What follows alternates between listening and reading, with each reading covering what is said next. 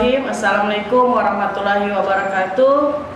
Puji syukur kehadirat Allah Subhanahu wa Ta'ala, atas izin dan kuasa-Nya lah kita masih diberikan kesehatan, kekuatan sehingga kita masih berada pada hari ini. Perkenalkan, nama saya Novita Bemugin, SPD MAP, dosen tetap di Program Studi Pemerintahan, Fakultas Hukum, Pemerintahan dan Sosial. Keahlian saya di bidang administrasi publik. Saat ini saya mengampu mata kuliah administrasi publik, teori kebijakan publik, dan manajemen kebijakan publik. Nah, pada video kali ini saya ingin menampilkan proses belajar dan mengajar saya pada mata kuliah administrasi publik. Mata kuliah administrasi publik, di sini saya akan menjelaskan. Administrasi publik adalah ilmu sosial yang mengkaji sistem ketatanegaraan suatu negara dan segala sesuatu yang berhubungan dengan publik, yang mencakup organisasi publik, kebijakan publik, manajemen publik, dan pelayanan publik. Administrasi publik sama halnya dengan administrasi lainnya yang dijalankan untuk serangkaian kepentingan umum, sehingga dalam administrasi publik terdapat definisi yang bercukup beragam dari berbagai macam para ahli. Capaian mata kuliah yang pertama yaitu mahasiswa mampu memahami ruang lingkup dan tujuan administrasi publik. Yang kedua, mahasiswa mampu menjelaskan landasan ilmu administrasi publik. Yang ketiga, mahasiswa mampu menggambarkan hubungan administrasi negara atau administrasi publik dengan ilmu politik, ilmu ekonomi, dan ilmu sosial. Keempat, mahasiswa mampu menjelaskan prinsip-prinsip administrasi publik.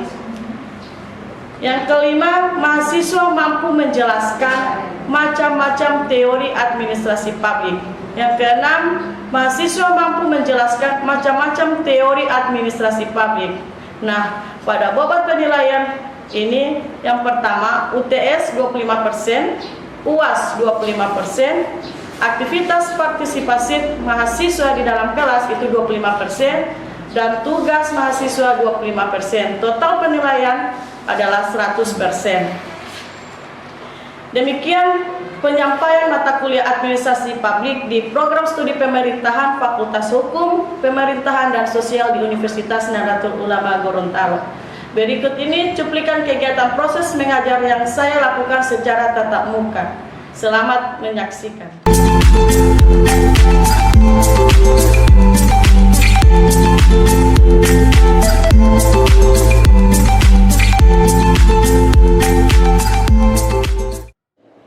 Bismillahirrahmanirrahim. Assalamualaikum warahmatullahi wabarakatuh. Waalaikumsalam warahmatullahi wabarakatuh.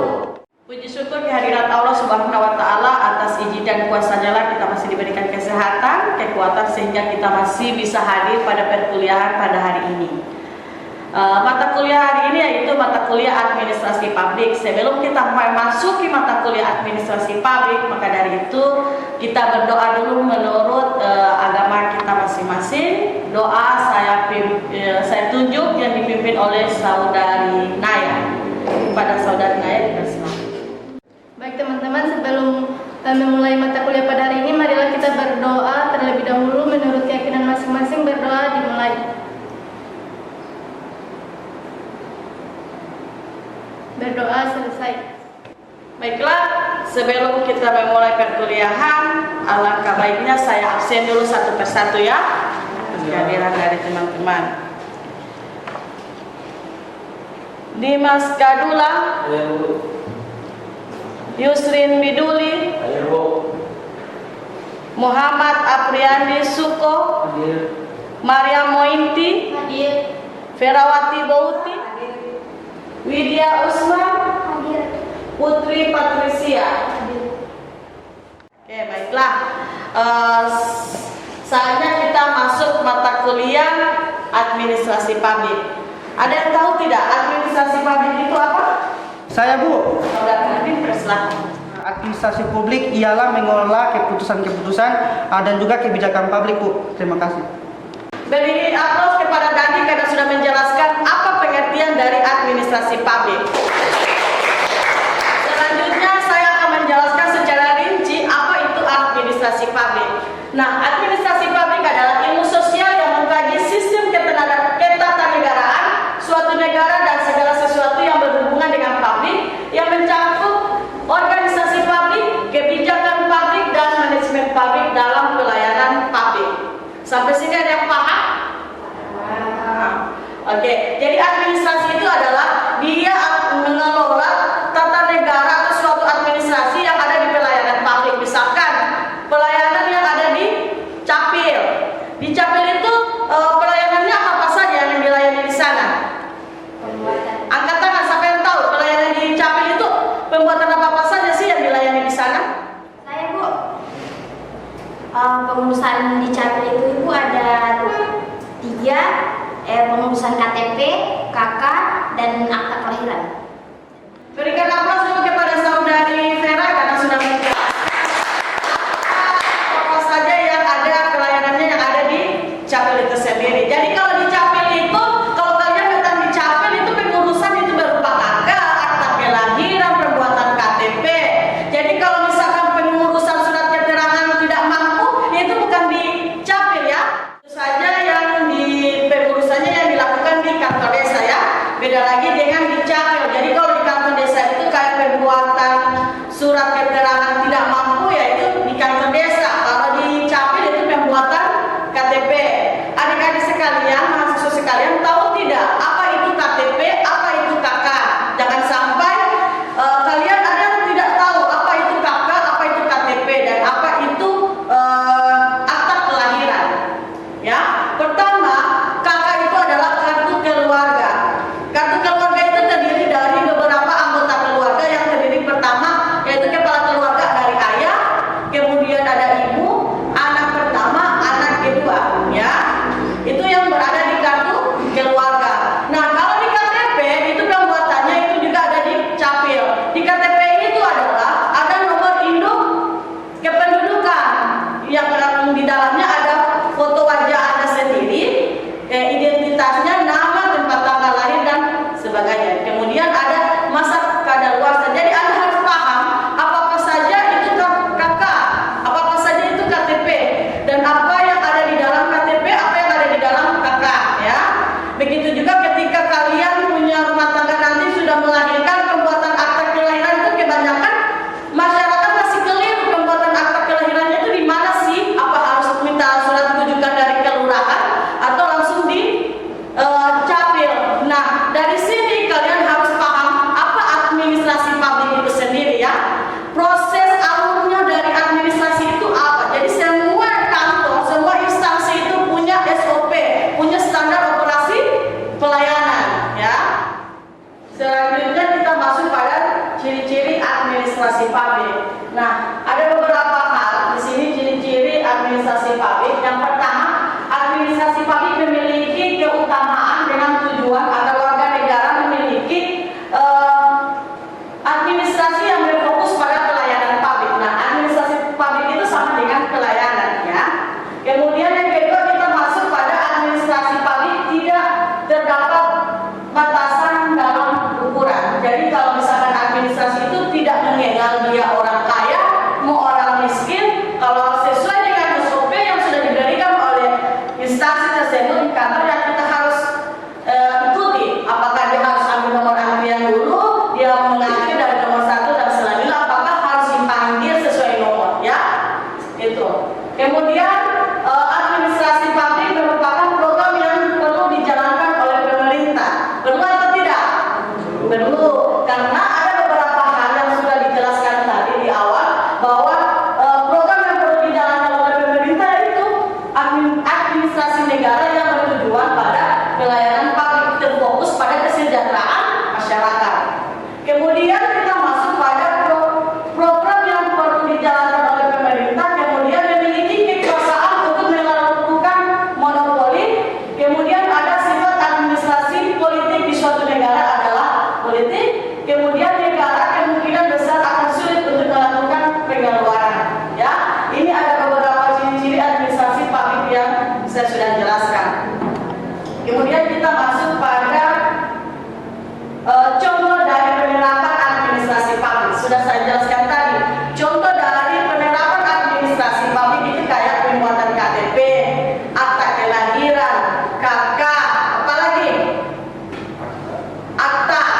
kemudian kalau akta kematian juga itu harus, walaupun orang sudah meninggal dia harus punya tanda juga, itu akta kematian ya. Kemudian ada pelayanan dan penyuluhan informasi perlu, karena apa yang harus diinformasikan atau ada yang perlu dikeluhkan oleh masyarakat itu melalui pelayanan informasi ya. Kita masuk pada fungsi-fungsi dari administrasi publik. Baiklah, kita masuk pada apa fungsi dari administrasi publik itu sendiri ya. Yang pertama, fungsi tradisional. Di sini saya jelaskan fungsi tradisional itu fungsi yang utama dalam suatu administrasi publik. Ini mencakup kesejahteraan umum ya. Kalau fungsi tradisional itu dia mencakup pada kesejahteraan umum, perpajakan, hubungan luar negeri, ketertiban dalam negeri, pertahanan dan keamanan, pekerjaan umum dan lain sebagainya. Itu fungsi dari tradisional. Kemudian masuk pada fungsi pembangunan bangsa. Fungsi yang kedua ini yaitu pembangunan bangsa yang bertujuan untuk menumbuhkan rasa cinta tanah air dan bangsa Indonesia di tengah masyarakat Indonesia yang sangat heterogen dan globalisasi yang tak terbendung. Ini dari fungsi dari pembangunan bangsa ya. Kemudian kita masuk pada fungsi manajemen ekonomi. Nah, di manajemen ekonomi ini administrasi sebagai pembuat regulasi untuk manajemen ekonomi. Nah, manajemen itu sendiri dialah mengatur perputaran ekonomi yang ada di administrasi itu sendiri. Manajemen ekonomi ya, manajemen dia mengatur ekonomi yang ada di Indonesia itu sendiri atau yang ada di dalam administrasi publik. Kita masuk pada fungsi kesejahteraan sosial. Ini ada keterkaitannya antara manajemen ekonomi dengan fungsi kesejahteraan sosial.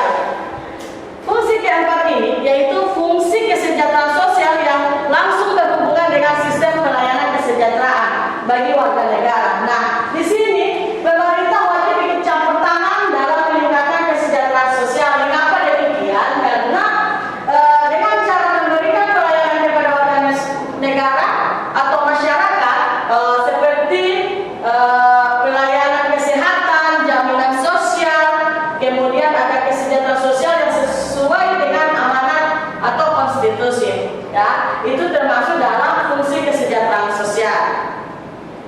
Kemudian masuk pada fungsi kontrol terhadap lingkungan.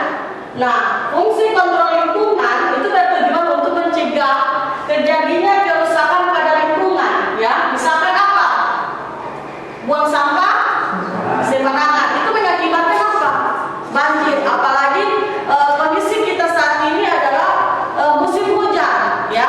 Jadi kita harus perhatikan tempat-tempat di lingkungan kita sekitar, karena yang akan merusak lingkungan itu sendiri yaitu diri kita sendiri kalau kita tidak sadar dengan apa yang terjadi di lingkungan. Maka dari itu saya berhimbau kepada mahasiswa agar kiranya ketika pada musim hujan seperti ini kita perhatikan, jangan buang sampah sembarangan. Apalagi ada got-got yang tertampung dengan berbagai macam sampah ya.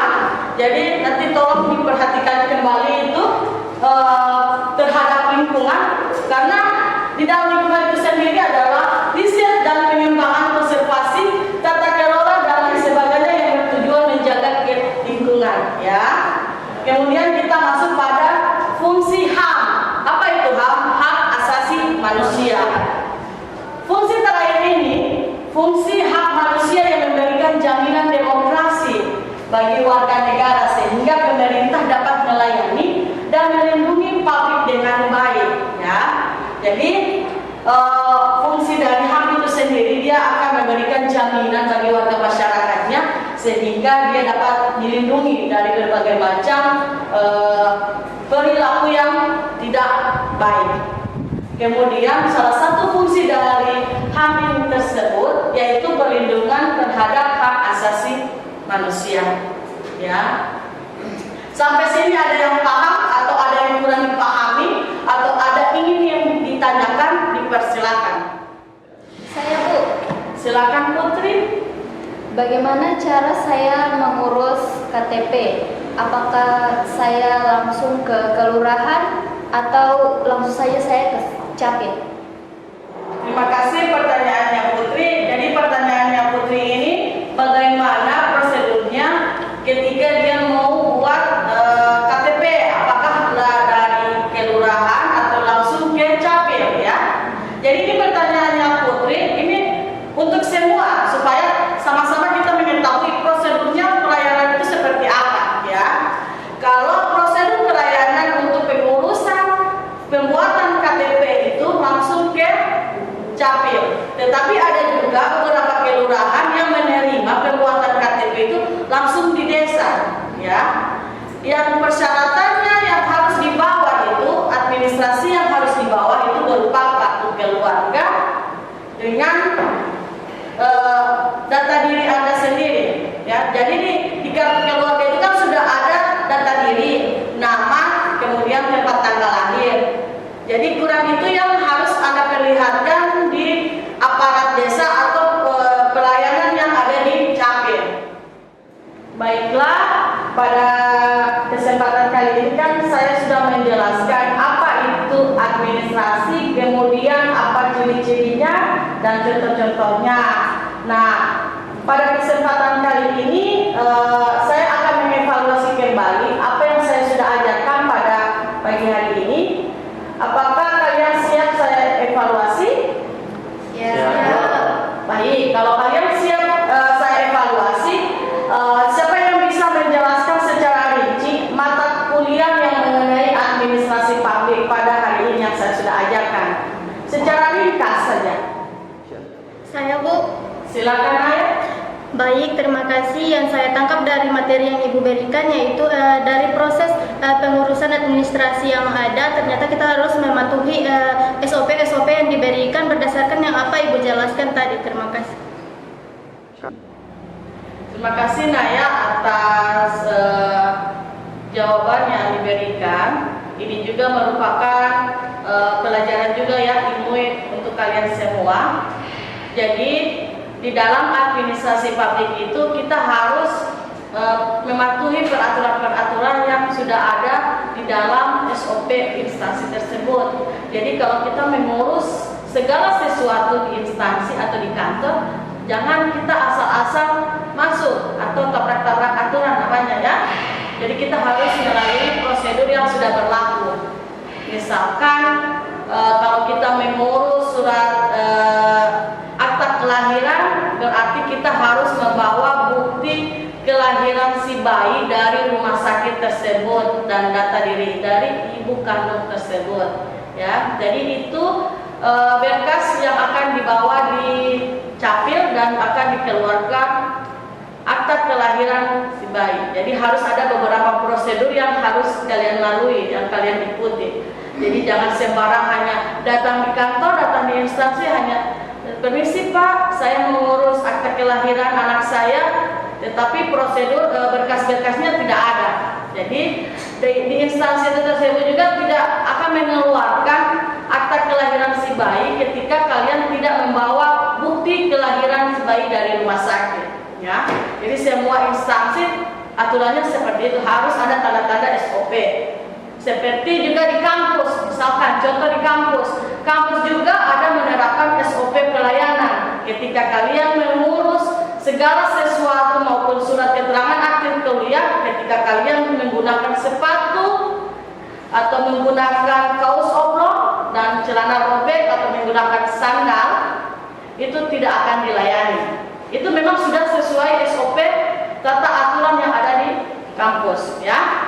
Jadi kalian harus paham dulu. Jadi orang-orang pemerintahan harus paham apa-apa saja sih yang ada di dunia pemerintahan, apa-apa saja peraturan yang harus kita lalui, apa yang harus kita patuhi. Jangan sampai kita sebagai orang administrasi publik, kita seorang pemerintahan tidak mengetahui apa-apa saja yang ada di pemerintahan, apa-apa saja peraturan, apa-apa saja pelayanan yang ada di pemerintahan ya. Jadi kalian harus paham seperti itu. Baiklah, demikian pertemuan kita kali ini yang mengenai administrasi publik. Selanjutnya pertemuan kita di minggu depan nanti ada tugas yang saya berikan bersama kalian yang mengenai administrasi publik pada hari ini. Kemudian kita minggu depan belajar mengenai tujuan dari administrasi publik itu sendiri ya. Tugasnya nanti saya akan berikan kepada ketua tingkat ya, sama ketua tingkat kelas. Nanti itu akan dibagikan kepada mahasiswa dan dikumpul pada pertemuan minggu depan. Pada kesempatan kali ini, mata kuliah administrasi publik sudah dievaluasi oleh teman kalian dan saudari Naya. Maka dari itu, saya berharap pada kesempatan kali ini kalian paham materi yang saya sudah ajarkan yang mengenai tentang administrasi publik. Lebih dan kurangnya saya mohon maaf. Wabillahi taufiq wal hidayah. Wassalamualaikum warahmatullahi wabarakatuh.